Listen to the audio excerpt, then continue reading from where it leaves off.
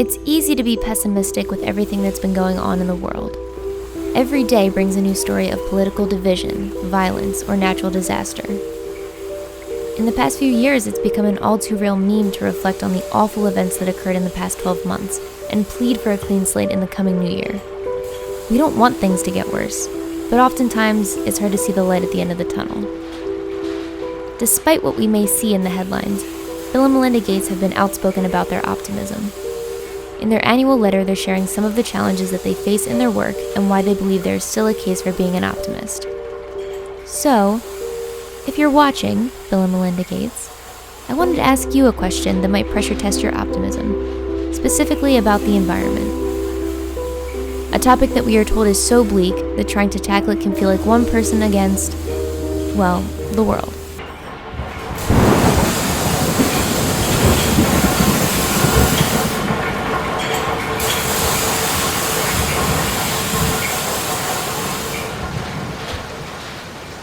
We've been warned that we need to act massively and swiftly to avoid the most serious effects of climate change. Is it as bad as it seems? Are we at the point where it's a matter of slowing down the harm, or is there still a chance we could actually reverse the damage done so far in regards to global warming? The climate is already warming because of the greenhouse gas emission, and so that's changing the rainfall in lots of places, and depending on where you are on the earth, that can either be beneficial or not.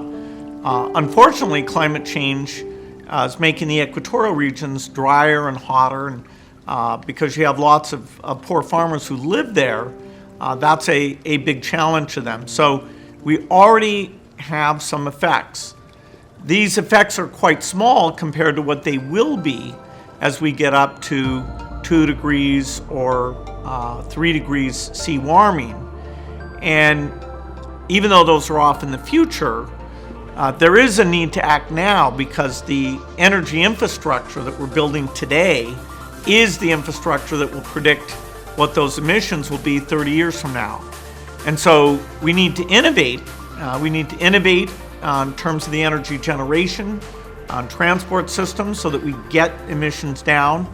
And then because there will be ill effects of what we've already done and we won't be able to drop these emissions super quickly, we need to make sure that particularly the poorest are able to still grow crops. So helping them have seeds that can withstand the heat or drought, or simply more productive so that if 1 year out of 6 they have really bad weather, they'll still have enough to feed themselves and send them their kids to school. So innovation is going to be important on both sides, reducing the emissions and reducing the effect that that's going to have on those who will be hurt the most, which are these poor farmers.